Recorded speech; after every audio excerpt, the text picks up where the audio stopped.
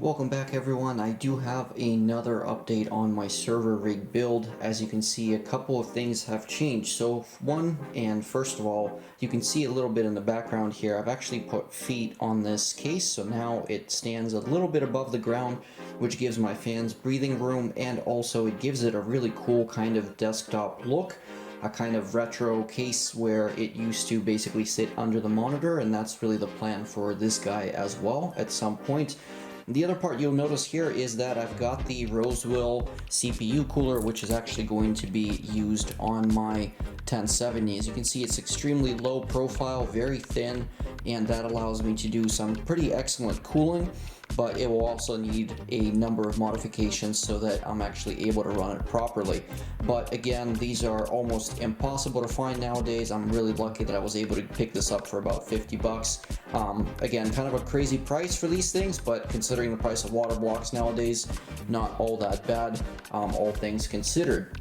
The other part, and this one's a little bit kind of crazy and perhaps more important, is I finally managed to get that little piece squared away for the VRM cooling on the motherboard itself. As you can see, the original heatsink here is something that I was initially planning on using until I realized that it'll be interfering with the water flow for my CPU cooler.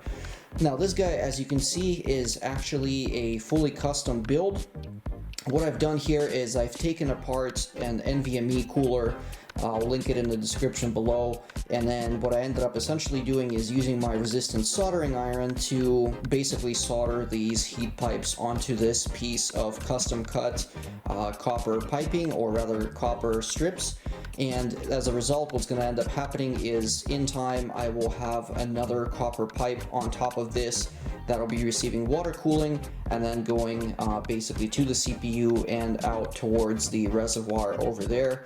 I wish I could show you guys just how many hours this whole process took. It was an absurd amount of time, but as it stands, this is now another piece that has been completed, and I'll kind of show you where that's going to go on the motherboard itself. And then also, last but not least, we've got another really cool part right here. This is actually going to be cooling the other chip on the motherboard. I don't know if it's the north bridge or the south bridge, but again, I needed to do a custom job here to cut this so that it fits. And then obviously on top of this, there's going to be an actual heat killer block that's going to basically allow water flow across that chip. And again, I'll show you guys kind of what that's going to look like. Again, probably another just hour and a half of work right here alone. Again, using resistance soldering. As you can see, it is fully attached here, so the thermal efficiency here should be fairly high, all things considered, and definitely better than the stock aluminum block that we had going on before. Last but not least, we have the MP5 Works water block, which is normally used for the 3090, but in my case, of course, I'm going to be using it as a water reservoir, but also we're going to be using this guy to cool the NVMe drives that are going to be in this case. So as you can see, this has now arrived. This sort of completes this stage of the build while I'm waiting on sort of more parts to arrive as we wait for more stuff here. Hopefully, and I don't know how soon this is going to happen, I'm going to be also receiving a water block for the 3090 Ti. I've decided to pull the trigger, and hopefully, again, money and time provided, I'll be able to order that GPU to replace the aging 1070 in here, which is the initial plan. So let's take a look at where these components fit on the motherboard so we can check out what that's going to look like. Alright, so it can be a little bit difficult to make out here as we get going, but one of the things you guys might have noticed is I've also now got the Iceman cooler for the Ryzen CPU in here, or specifically for the EPYC CPU that's going to be in this case. I do already have it mounted under the block and it's just sitting right there. The other part is you'll notice I've put the heat killer block, which is normally used for VRMs, but in this case we're going to be using it for what I believe to be the north bridge on the motherboard. So in essence, once I've done a little bit more drilling and once I've done some cleanup here, probably doing just a little bit of sanding and some buffing just so that I can buff out some of the scratches that have resulted from me essentially customizing this thing to be where it's at. And then, of course, last but not least, you can see right here, there's that VRM cooler that I was talking about, which is now replacing this aluminum heatsink that used to be here in the past. Now, obviously you might have noticed a sort of trend here is that I do have water cooling flowing across from one side to the other. And the idea here being that in time I will have a block across here that's going to be flowing into the CPU. I'm also going to have one pipe coming out and flowing into this guy, and then obviously that will have an outlet going back towards the pump.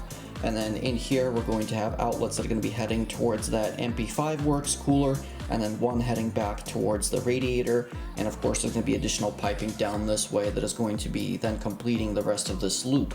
But as it stands, you know, making some fairly solid progress on the custom parts for this build. Again, very difficult to sort of make these parts work because nobody really makes stuff for this motherboard to be water cooled per se. Again, most of this is just off-the-shelf components that I'm having to customize and essentially jerry-rig to make them fit within this case.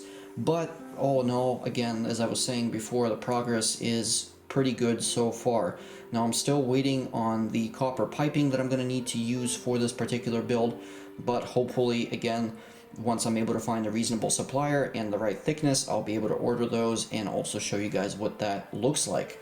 Now the last and final step of this process here for the time being is actually going to be working on the radiator itself. Now one of the things that I have to do and have not done so just yet is actually just modifying this particular part by drilling into this particular case and making inlets for the 90-degree fittings so that they're able to sit such that this is flush with the rest of the case.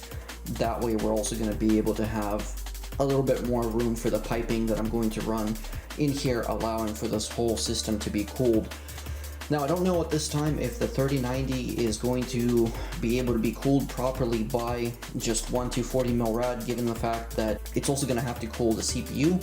So that's one area where we may run into potential issues or possibly some throttling. But what I do know is that I will definitely be doing some undervolting on the 3090 Ti to bring down the power target just a little bit, as I don't need it running full tilt. I just need it to be powerful enough to help me render out videos, and with 24 gigs of RAM on board, that will be more than plenty. And also for the occasional CAD work, that'll help significantly in those scenarios where I don't necessarily need a ridiculous core clock going. So with that said, you guys, that'll conclude this portion of the video, and I'll see you guys in the next one.